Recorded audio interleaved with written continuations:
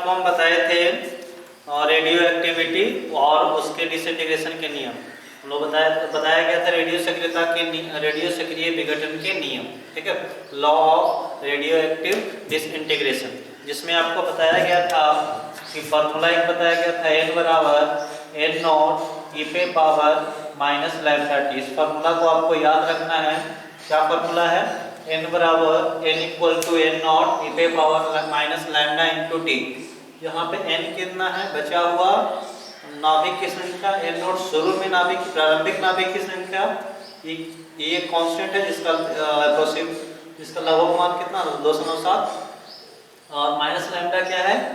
Minus lambda है 6 नियतांक, ठीक है, डिसइंटीग्रेशन कांस्टेंट है, और t है 10 जितना भी टाइम। इसके बाद आपको इसके टी हाफ का फॉर्मूला बताए थे कैपिटल टी का, जो कि था 0.693 बाई 0.693 बाई कितना था?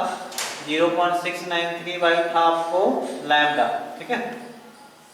और उसके बाद एक फॉर्मूला आप शॉर्ट मेथड के लिए बताए थे n बराबर n नॉट बटा 2 पे पावर n, जहां n क्या था? n था आपको टोटल टाइम बटा हाफ टाइम, ठीक है। इस क्वेश्चन को आप लोग इसको अच्छे से देखेंगे। जहां तक हम लोग यहाँ तक देखे थे, इसमें कुछ क्वेश्चन भी दिए थे आपको। जो क्वेश्चन दिए थे वो क्वेश्चन हम लोग देखते हैं कि क्या क्वेश्चन था। हम उस क्वेश्चन को नोट नहीं किए थे, तो आपको जो क्वेश्चन दिया हुआ वहीं से देखना पड़ेगा कि क्वेश्चन क्या था आखिर। पहला क्वेश्चन देखते हैं, तो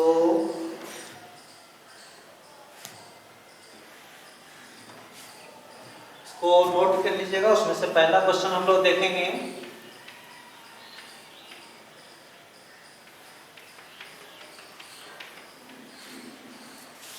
पहला क्वेश्चन था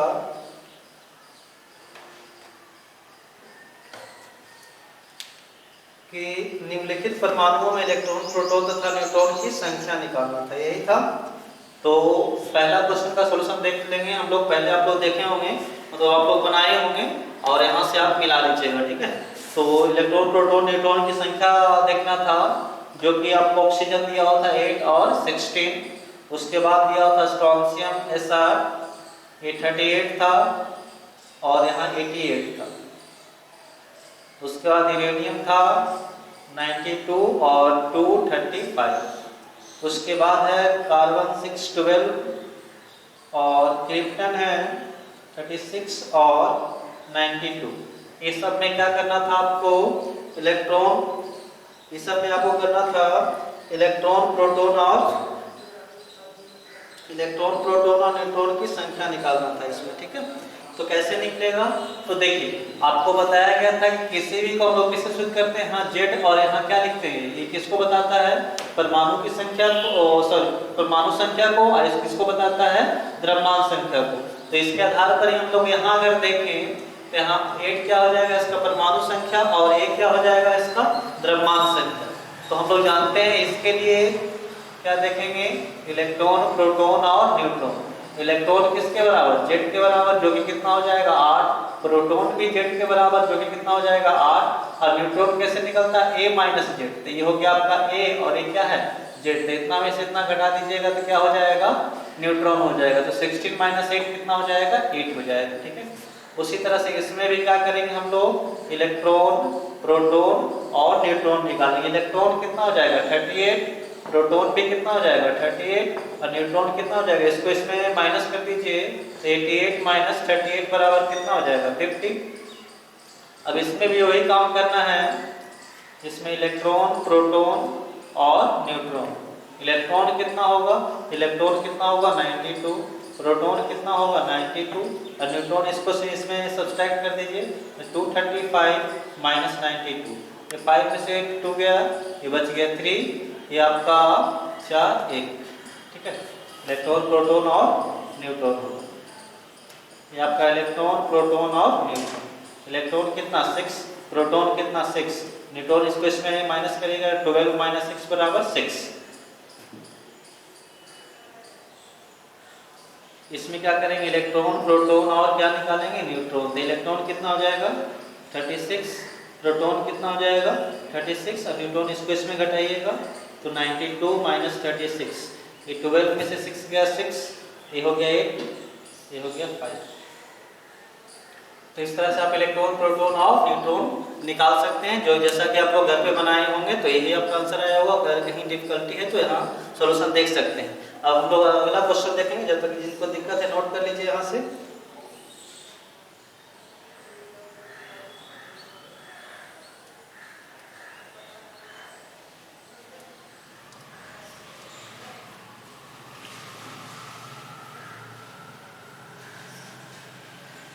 अगला क्वेश्चन है, क्वेश्चन पर नोट लिखना, फोटो खींचने की प्रैक्टिस देखना पड़ रहा है। क्वेश्चन क्या था?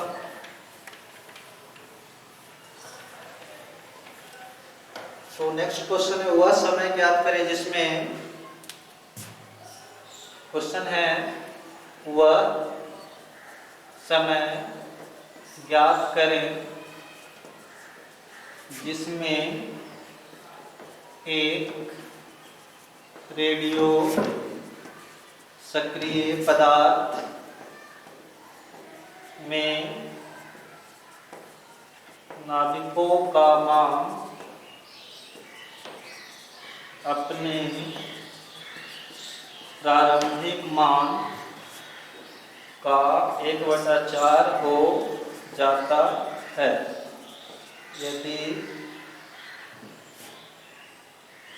यदि अर्ध आयु 15 मिनट है। क्वेश्चन आपको लिखा होगा, आपको समझाने के लिए थोड़ा सा क्वेश्चन सिर्फ लिख दिए हैं, ठीक ना। तो यहाँ पे देखिए कह रहा है कि वह समय ज्ञात करें जिसमें एक रेडियो सक्रिय पदार्थ में नाभिकों का मान, यानी नाभिकों की संख्या अपने प्रारंभिक मान का कितना हो जाता है, 1/4 हो जाता है। हो जाता है मतलब उतना बच जाता है। जब भी क्वेश्चन का हो जाता है मतलब बच जाता है, और जो बचा हुआ होता है उसे किससे लिखते हैं, n से, ठीक है। और जब भी कहेगा इतना टूट जाता है तो वो क्या होता है, n माइनस n नोट। टूटा हुआ क्या होता है, n नोट माइनस n, ठीक है। और हो जाता है मतलब n, हो जाता है तो n 1/4 किसका, प्रारंभिक का। तो प्रारंभिक कितना लिखते हैं, n नोट बटा कितना हो गया, 4। अब हम लोग n बराबर क्या फॉर्मूला पढ़े थे, n/2 पे पावर n। अगर ये दोनों को देखें तो सॉरी, हम लोग n बराबर क्या फॉर्मूला, ये तो n बराबर n/4 कहाँ से, क्वेश्चन से लिखे, क्योंकि कह रहा था जी कि नाभिक की संख्या अपने प्रारंभिक मान का 1/4 हो जाता है। और n ऑलरेडी हम लोग पढ़े हैं, n0 बटा कितना होता है, 2 पे पावर n। ये दोनों सेम सेम है, n का वैल्यू, तो ये दोनों मिक्स हो जाएगा। तो मिक्स होने के मतलब दोनों इक्वल है, तो क्या बचेगा, n0/4, और यहाँ बच जाएगा n0/2 पे पावर n। n0 के बराबर, यानी 2 पे पावर n किसके बराबर, 2 पे पावर n बराबर 4। 4 को क्या लिखेंगे, 2 पे पावर 2, यानी 2 पे पावर n 2 पे पावर 2, यानी n किसके बराबर, 2 के बराबर। यहाँ से n का मान 2 है। और चूंकि हम लोग क्या जानते हैं, n बराबर स्मॉल t बटा कैपिटल T, n का वैल्यू कितना है, 2। अब यहाँ देखो t कुल टाइम निकालना है, और अर्ध आयु दिया हुआ है कितना, 15। इधर गुना होगा तो t बराबर कितना हो जाएगा, 2 × 15 बराबर 30। ठीक है, एक क्वेश्चन आप लोग देख लीजिए। एक क्वेश्चन और था, उसको देखते हैं।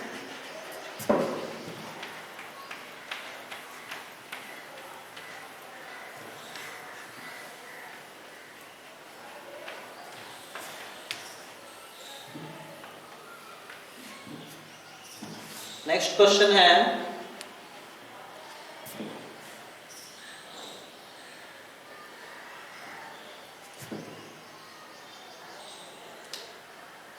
कह रहा है कि यूरेनियम 92-238 से पहले 2 अल्फा किरण तथा फिर 2 बीटा किरण का उत्सर्जन होता है,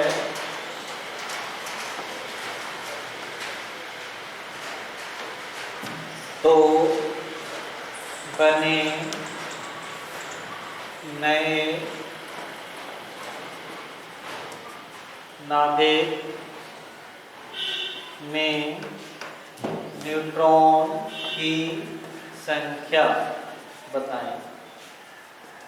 एक क्वेश्चन, तीसरा क्वेश्चन दिए थे आपको बनाने के लिए, ठीक है। इसको देखते हैं। तो क्या दिया हुआ, यूरेनियम 92 238, यही क्वेश्चन है। इससे क्या होता है, पहले 2 अल्फा कर निकलता है। कितने अल्फा कर निकल रहे हैं जी, 2 अल्फा माइनस हो रहा है। आप लोग जानते हैं इसका परमाणु संख्या कितना होता है, 2 और कितना द्रव्यमान संख्या 4। जब यहाँ से एक अल्फा कर निकलता है जिसमें 2 माइनस होता है, 2 अल्फा कर निकलेगा तो कितना होगा, 4 माइनस होगा। इसके परमाणु संख्या में कितना माइनस होगा, 4। एक अल्फा कर निकलने पे इसके परमाणु संख्या में 2 की कमी होगा। अगर वीडियो पिछले वाले वीडियो नहीं देखेंगे पहले वाले वीडियो, तो पहले इसको देख लीजिएगा, तब ये सब समझ में आएगा, ठीक है।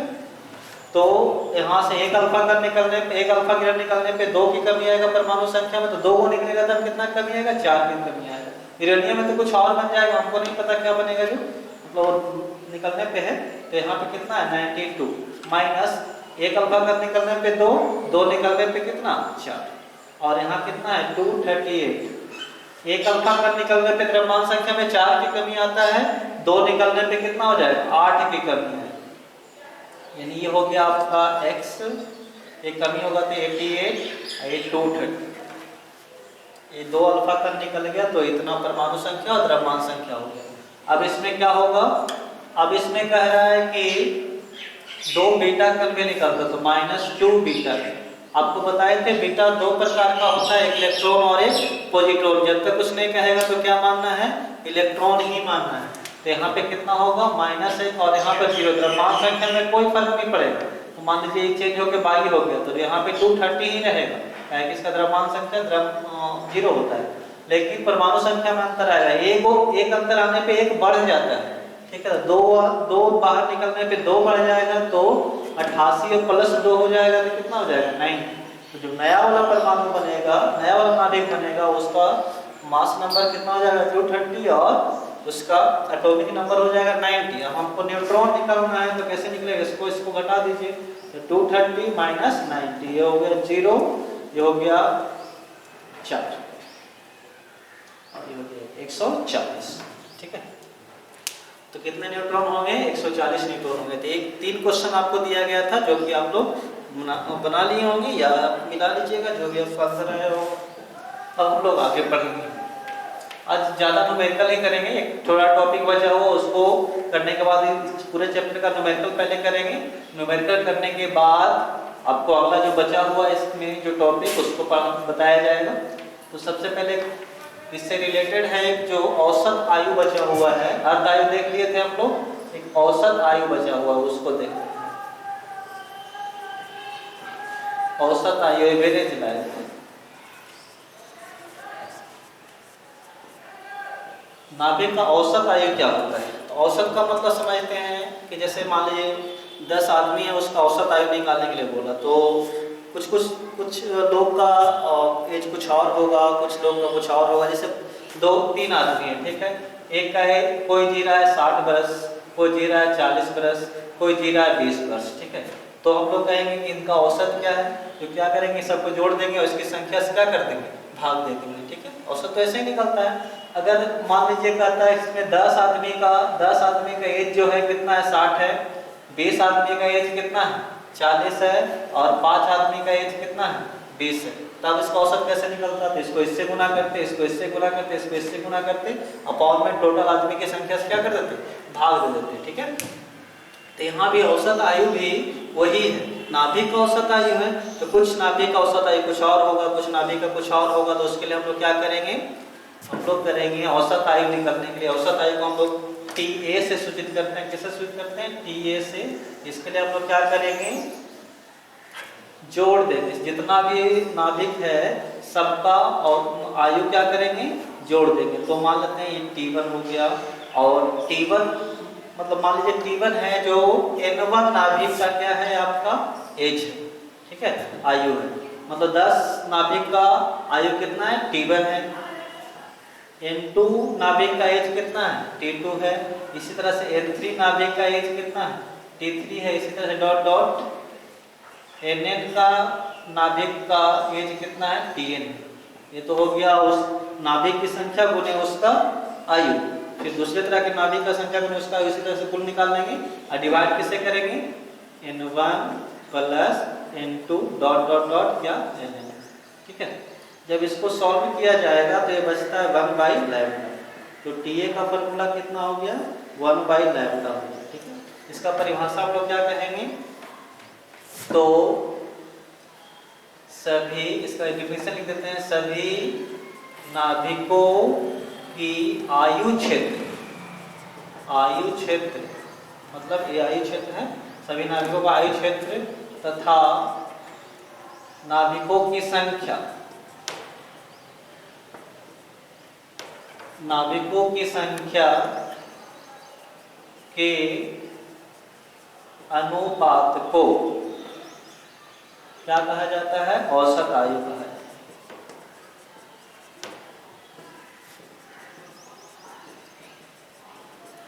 इसे किससे लिखते हैं? इसे TA से लिखा जाता है या सूचित किया जाता है।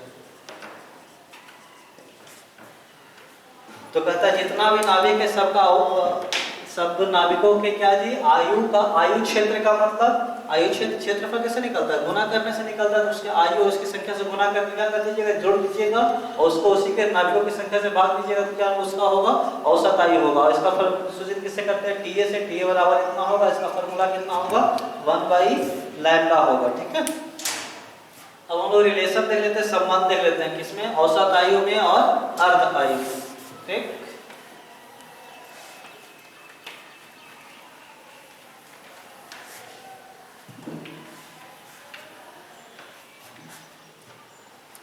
तो हम लोग देखेंगे औसत आयु तथा अर्ध आयु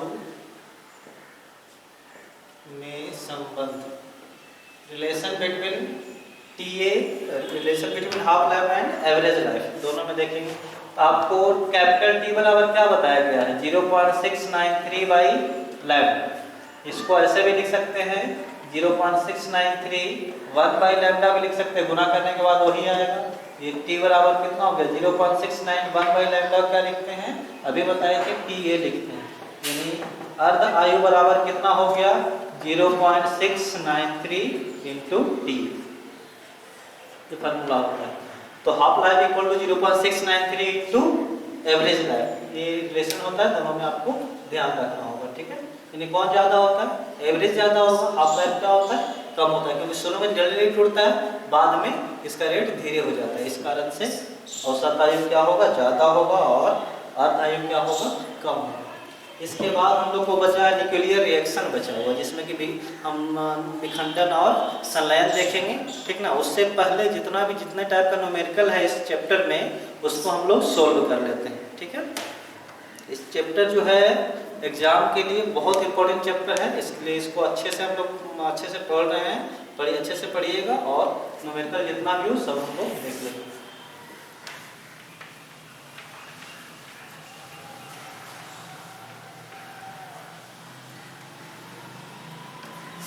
तो न्यूमेरिकल हम लोग देखते हैं, उसके पहले थोड़ा सा इंक इसमें डाल देते हैं।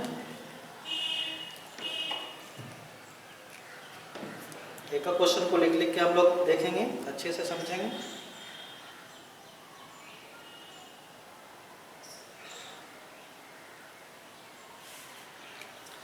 तो देखते हैं पहला क्वेश्चन। तो पहला क्वेश्चन है कि एक तत्व के रेडियो सक्रिय विघटन नियतांक की गणना करें जिसका अर्ध आयु 20 वर्ष। आपको छोटा छोटा क्वेश्चन पहले सब ले लेते हैं। किसी तत्व के रेडियो सक्रिय विघटन, क्वेश्चन है किसी तत्व के रेडियो सक्रिय विघटन नियतांक की गणना करें जिसका अर्ध आयु कितना है? 20 वर्ष। ठीक है, तो क्वेश्चन कैसे बनेगा? ठीक है, तो क्वेश्चन में क्या दिया हुआ है? किसी तत्व के रेडियो सक्रिय विघटन नियतांक की गणना करें। रेडियो सक्रिय विघटन नियतांक, विघटन नियतांक मतलब लैम्डा, यानी लैम्डा निकालना है, और जिसका अर्ध आयु दिया हुआ है 20 वर्ष, मतलब कैपिटल T का मान कितना दिया हुआ है? 20 ईयर दिया हुआ है। ठीक है, तो चूंकि हम लोग फॉर्मूला जानते हैं कैपिटल टी बराबर कितना होता है 0.693 बाई लैम्डा। हम लोग को लैम्डा निकालना तो लैम्डा को इधर टी को इधर, तो लैम्डा इधर आ जाएगा तो 0.693 हो जाएगा बटा कितना हो जाएगा कैपिटल टी। अब वैल्यू रख देंगे, ये हो जाएगा 0.693 बाई टी का मान 20। जब इसको डिवाइड करेंगे तो पहले 2 से डिवाइड करो, तो 2 से डिवाइड करेंगे तो हम लोग हो जाएगा ये 3 ये 4 और ये हो जाएगा आपका 6। छोड़ देते हैं आगे, और दशमलव पहले 3 अंक के बाद था, 0 आएगा तो 4 अंक के बाद हो जाएगा, ठीक है। तो हो जाएगा आपको 0.0346। अब इसका यूनिट क्या होगा, तो यूनिट देखिएगा तो टी का यूनिट क्या होता है सेकेंड, और ऊपर का यूनिट कुछ नहीं तो यानी सेकेंड इनवर्स हो जाएगा। क्या हो जाएगा जी, सेकेंड इनवर्स हो जाएगा। क्वेश्चन था बन गया, एकदम सिंपल क्वेश्चन। नेक्स्ट क्वेश्चन देखते हैं।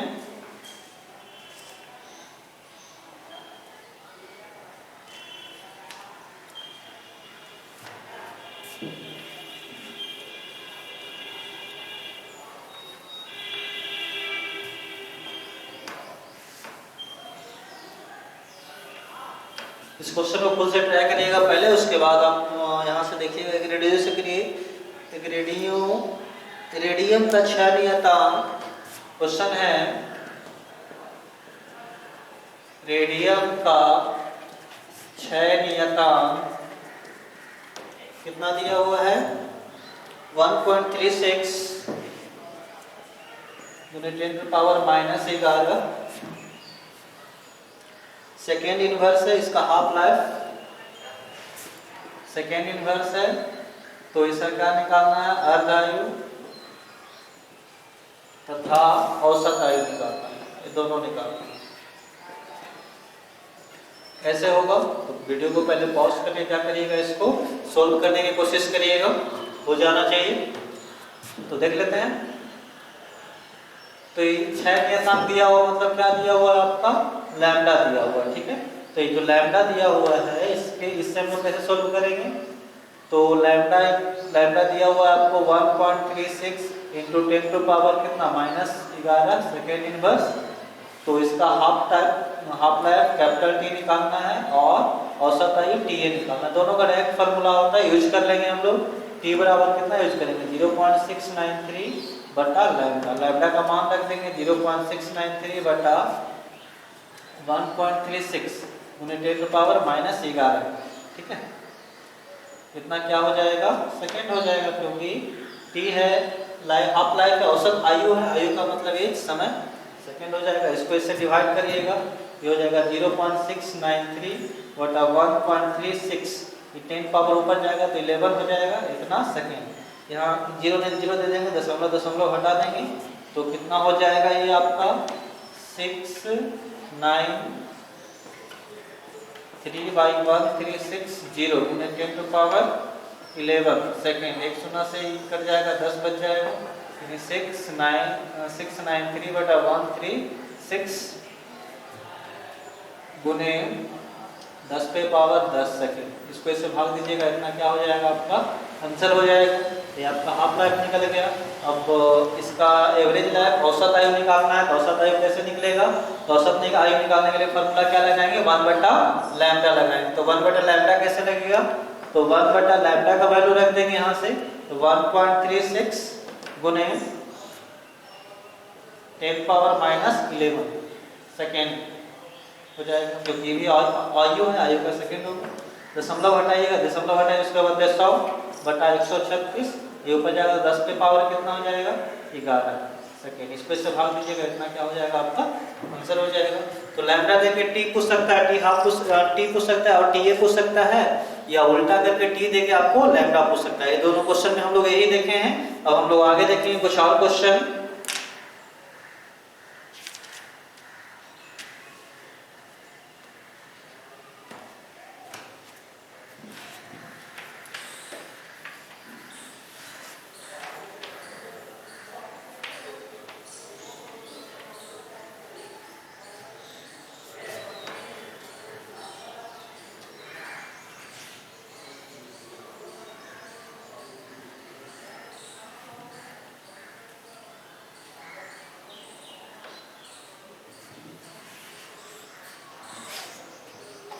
अगला क्वेश्चन देखते हैं, 1 ग्राम रेडियोएक्टिव पदार्थ का 0.01 ग्राम विघटित होने में कितना समय लगेगा। क्वेश्चन इस तरह से लेते हैं कि 1 ग्राम रेडियो सक्रिय पदार्थ का 0.09 ग्राम विघटन होने में कितना समय लगेगा।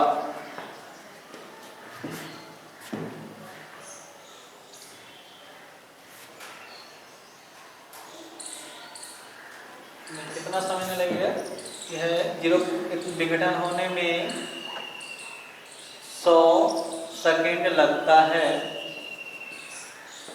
तो इसका अर्ध आयु ज्ञात करें। अर्ध आयु ज्ञात करें कैसे बनेगा, तो उसको देख लेते हैं हम लोग। 1 ग्राम शुरू में था, इतना से इतना का विघटन हो गया, तो n नोट दिया हुआ। 1 ग्राम क्या है आपका, n नोट है, और इतना विघटन हो गया तो बचेगा कितना, वो देख लेते हैं हम लोग। तो बचा हुआ को n देखते हैं, वो कैसे निकलता है। तो बचा हुआ इतना शुरू में था, इतना टूट गया, इसको घटा देंगे, 0.9 कर देंगे। n नोट शुरू वाला होता है, प्रारंभिक मान होता है, और कैपिटल N क्या होता है, तो कैपिटल N होता है बचा हुआ। ठीक है, इसमें बचा हुआ कितना है, तो बचा हुआ आपको n लिखेंगे, कैसे निकलेगा, जितना शुरू में था जितना टूट गया, तो घटाएंगे तो कितना हो जाएगा। तो अगर घटाएंगे तो इसको हो जाएगा 1 सेकेंड, क्वेश्चन को यहाँ पे 0.9 ग्राम कर लीजिए। ठीक है, क्वेश्चन थोड़ा सुधार लीजिए, नहीं तो कैलकुलेशन में बहुत दिक्कत होगा। तो घटाइएगा तो कितना बचेगा, 0.1 ग्राम बचेगा। ठीक है, तो n नोट कितना दिया हुआ है, 1 ग्राम दिया हुआ है, और n कितना दिया हुआ है, 0.1 ग्राम। 0.1 ग्राम ही बचेगा, 0.9 ग्राम टूट जाएगा तब। ठीक है, और इसमें कितना समय लग रहा है, t बराबर कितना लग रहा है, 100 सेकेंड लग रहा है। तो आपको अर्ध आयु कैपिटल T फाइंड करना है। तो आपको चूंकि फॉर्मूला एक बताया गया है, n बराबर n नॉट e पे पावर माइनस लैम्डा t बताया गया है। ठीक है, तो यहाँ से पहले वो क्या फाइंड करना होगा, लैम्डा फाइंड करना होगा। जब लैम्डा फाइंड हो जाएगा तब t कैपिटल T फाइंड होगा। ठीक है, n का वैल्यू रख देते हैं 0.1, और n कितना है 1, e पे पावर माइनस लैम्डा गुने t का मान कितना है 100। तो इसको अगर हम लोग देखें तो 0.1 हो गया, और ये हो गया e पे पावर माइनस 100 लैम्डा हो गया। ठीक है, दशमलव हटाएंगे तो कितना हो जाएगा, दशमलव हटाएंगे तो 1/10 हो जाएगा। यहाँ बचेगा e पे पावर माइनस 100 लैम्डा। इसको ऊपर ले जाएंगे तो 10 पे पावर कितना हो जाएगा, माइनस।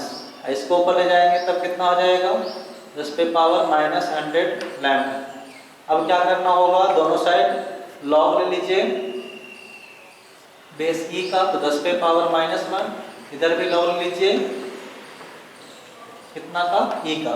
ठीक है, ये -1 जो है मल्टीप्लाई में चल जाएगा, तो लॉग कितना बचेगा, 10 बेस में e।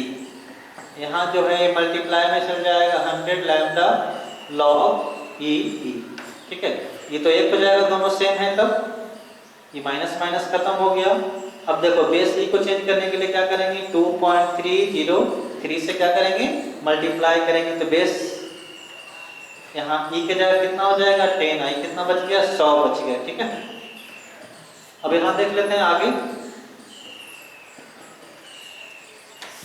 10 रहेगा तो एक हो जाएगा, तो कितना वैल्यू हो गया, 2.303, यहाँ पे 100 लैम्डा है, बराबर कितना बच गया, 100 लैम्डा बच गया। इसलिए लैम्डा बराबर कितना आ जाएगा, 100 से डिवाइड हो जाएगा, 2.303 बटा 100 हो जाएगा। ठीक है, लैम्डा कैलकुलेट हो गया। अब हमको क्या निकालना है, t बराबर कितना होता है, 0.693 बटा लैम्डा। लैम्डा का मान रख देंगे तो 0.693 बटा 2.303 बटा 100, ऊपर जाके गुना हो जाएगा। और देखिए किसको गुना करने पे आया था, 0.693 गुना करने पे आया था 0.303 2.303, इसको ये किसको लिखे हैं 0.693 को इतना लिखे हैं, उल्टा होगा तो कितना हो जाएगा 100/2.303, इससे डिवाइड हो गया, इसको इससे जुड़ेगा तो कितना हो जाएगा हो गया, ठीक है ना। तो हम लोग अगला क्वेश्चन की ओर देखेंगे।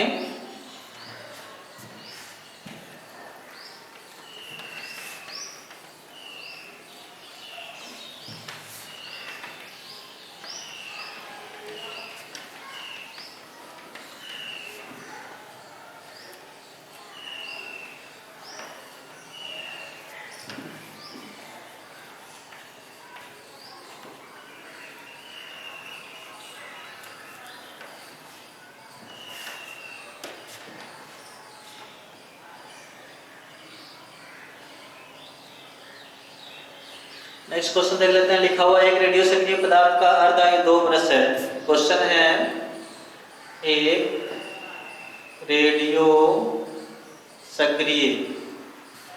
एक रेडियो सक्रिय पदार्थ का अर्धआयु 2 बरस है। एक रेडियो सक्रिय पदार्थ का अर्धआयु 2 वर्ष है, ठीक है। इस पदार्थ के 10 ग्राम को 4 वर्षों तक रखा गया है। इस पदार्थ के 10 ग्राम को 4 वर्षों तक रखा गया है।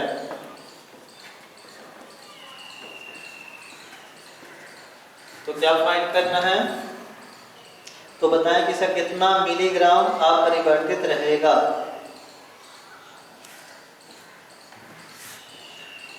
तो इसका कितना ग्राम अपरिवर्तित रहेगा, मतलब कितना बचा हुआ रहेगा ये पूछ रहा है, ठीक है। तो देखो हाफ लाइफ कितना है, 2 बरस है, ठीक है।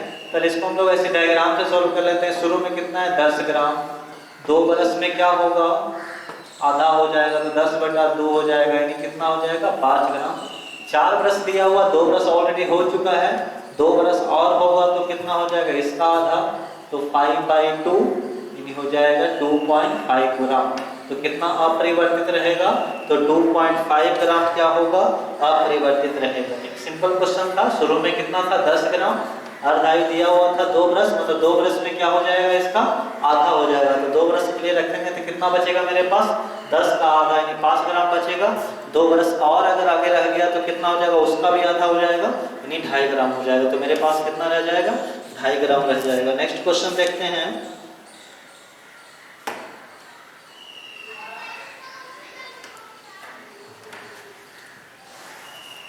एक क्वेश्चन और देख लेते हैं।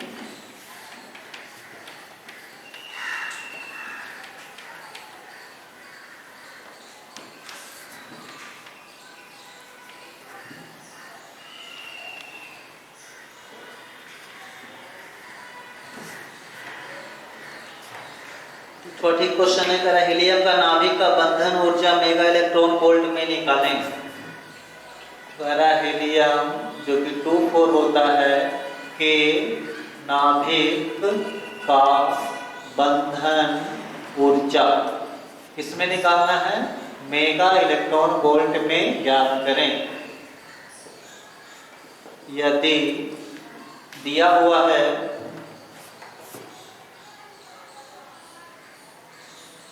प्रोटॉन का मास दिया हुआ है, mass of proton mass of neutron दोनों दिया हुआ है आपका। मास ऑफ प्रोटॉन जो दिया हुआ है, ये भी पढ़ाए थे आपको, बताए थे एटॉमिक मास यूनिट, उसके रूप में दिया हुआ है। प्रोटॉन का मास दिया हुआ है 1.00758 U और न्यूट्रॉन का मास दिया हुआ है 1.00897 U और मास ऑफ न्यूक्लियस दिया हुआ होना चाहिए मास ऑफ न्यूक्लियस दिया हुआ 4.0028 4.0028 U दिया हुआ है, ठीक है। तो आपको बंधन ऊर्जा है, बाइंडिंग एनर्जी EB का फार्मूला बताया था, कितना होता है डेल्टा M इंटू सी स्क्वायर, या आपको हम लोग इसको डेल्टा M को मास को किसमें एनर्जी में कन्वर्ट करने के लिए बताए थे। 1 U जो होता है 931 मेगा इलेक्ट्रॉन वोल्ट के बराबर होता है, जिसको ऑलरेडी आपको बता चुके हैं, देख लीजिएगा पहले वाले जो न्यूक्लियर फिजिक्स का लेक्चर है उसमें आपको बताया गया कि एक AMU या एक U एटॉमिक मास यूनिट कितना एनर्जी के इक्विवेलेंट होता है, तो कितना होता है 931 मेगा इलेक्ट्रॉन वोल्ट के इक्विवेलेंट होता है, ठीक है। तो हम लोग अगर डेल्टा M निकाल दें किसी तरह से कितना चेंज आया होगा, तो हम लोग उसमें क्या कर सकते हैं, उसको हम लोग एनर्जी में कन्वर्ट कर सकते हैं। तो हम लोग डेल्टा M का क्या फॉर्मूला पढ़े हैं, तो डेल्टा M हम लोग पढ़े हैं Z into mass of proton plus A minus Z into mass of neutron minus mass of nucleus, ये फॉर्मूला पढ़े थे। तो Z यहाँ पे कितना है, Z यहाँ पे 2 है और A कितना है 4 है, रख देते हैं Z की जगह पे 2। मास ऑफ प्रोटॉन कितना 1.0075 प्लस 4 माइनस 2 हो जाएगा और गुने मास ऑफ न्यूट्रॉन कितना हो जाएगा 1.00897 और उसके बाद ये हो जाएगा आपका माइनस 4.0028, यही था। एक बार देख लेते हैं चेंज तो नहीं हुआ है ना, चलो ठीक। अब इसको 2 से क्या करो मल्टीप्लाई करो, तो 2 से मल्टीप्लाई, यहाँ 8 भी था छूट गया है, तो 2 से मल्टीप्लाई करेंगे तो हो जाएगा 16 5 10 11 17 14 15 0 1 2। इसको 2 से गुना करेंगे तो हो जाएगा 7 गुना 14 9 गुना 18 19 8 गुना 16 0 और 2 माइनस 4.0028 ऐड कर दीजिए, 6 4 10 9 1 10 1 11 5 6 5 11 1 12 1 1 2 1 3 0 4 माइनस 4.0028। इस जीरो को हटा सकते हैं, इससे कोई वैल्यू नहीं। अब यहाँ पे क्या करो आप माइनस करो तो 4.0321 उसमें माइनस होगा 4.0028, ये हो गया 3 11 8 3 11 यहाँ 1 ये हो गया आपका 21 29 0 0, ये हो गया 0.029।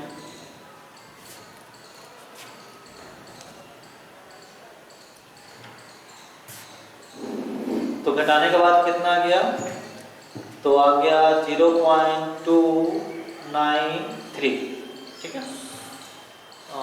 एक जीरो छूट गया है यहाँ पर, इतना U है, इसको एनर्जी में बदलने के लिए, इसलिए हम लोग क्या करेंगे यहाँ पर ये निकालेंगे तो ये कितना हो जाएगा, इसको 0.0293 को मेगा इलेक्ट्रॉन वोल्ट में कन्वर्ट करने के लिए कितना से मल्टीप्लाई करेंगे 391 मेगा इलेक्ट्रॉन वोल्ट, जो मल्टीप्लाई करिएगा उतना मेगा इलेक्ट्रॉन वोल्ट क्या हो जाएगा आपका आंसर हो जाएगा, ठीक है। तो ये सब जो न्यूमेरिकल था इसको ध्यान से अच्छे से 1-2 बार प्रैक्टिस करिएगा। पहले वाले सब लेक्चर को देखिएगा, इसमें अब हम लोग को पढ़ना है न्यूक्लियर नाभिकीय विखंडन नाभिकीय संलयन देखना है अच्छे से उसको, और उसका यूज हम लोग कहाँ कहाँ करते हैं इसको देखेंगे। तो ये लेक्चर 2 लेक्चर के बाद और खत्म हो जाएगा ये चैप्टर, ठीक है। तो आज के लिए इतना ही रहने देते हैं, मिलते हैं अगले लेक्चर में, थैंक यू।